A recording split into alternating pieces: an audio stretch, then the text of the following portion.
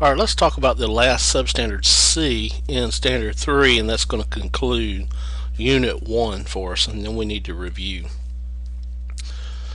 Okay, it says explain the importance of Thomas Paine's common sense to the movement for independence. Okay, so we're going to look at Thomas Paine, and we're going to look at his pamphlet that he wrote called The Common Sense. All right.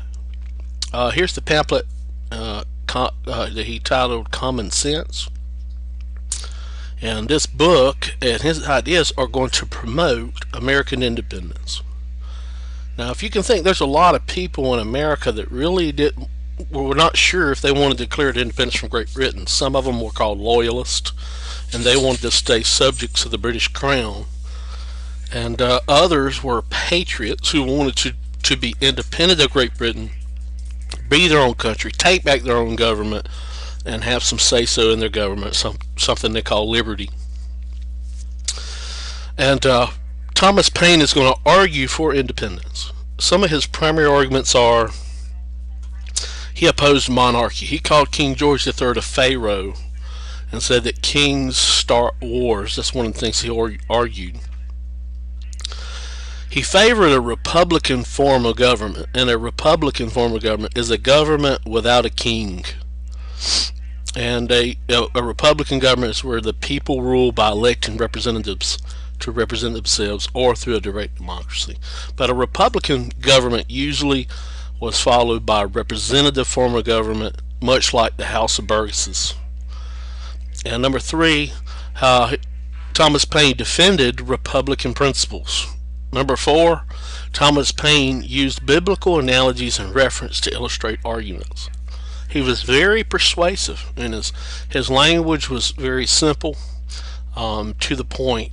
Here's one of the quotes from Thomas Paine's Common Sense. He said, "Small islands not capable of protecting themselves are the proper objects for kingdoms to take under their care. But there is something absurd in supposing a continent to be perpetually governed by an island."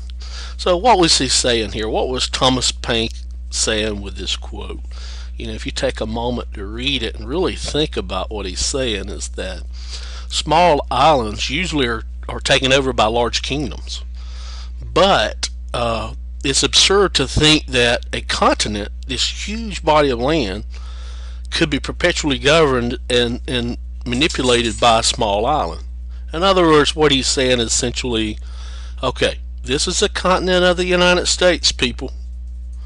This is the island of Great Britain. So this is governed over this. Really? You know, he's saying, really, is this acceptable?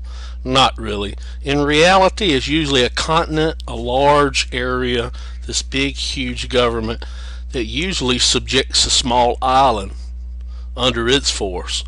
So he's trying to reason with the colonists and trying to get them to understand that this is not natural, this connection between this continent of the United States and that of this small island. Another quote in Common Sense is, "Why is it that we hesitate? From Britain we can expect nothing but ruin. If she is admitted to the government of America again, this continent will not be worth living in." Thomas Paine. Another quote is, "Until an independence is declared, the continent will feel itself like a man who continues putting off some unpleasant business from day to day, yet knows it must be done, hates to set about it, wishes it over, and is continually haunted with the thoughts of its necessity." And basically what Thomas Paine is doing with his pamphlet Common Sense, the significance of all this is he is going to convince, through argument, he is going to convince the colonists, and many in the colonists, that the time had come for the American colonies to declare their independence and separation from Great Britain, which was an island.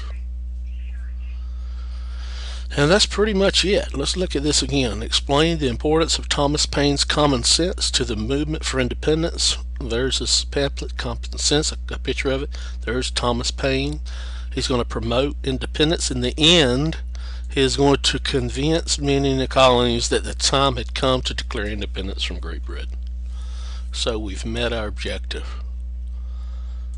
Alright, I hope that helps you out. I hope this video helps. Just look back over it if you have any problems understanding this, and ask me in class any questions you may have beyond what you've seen here.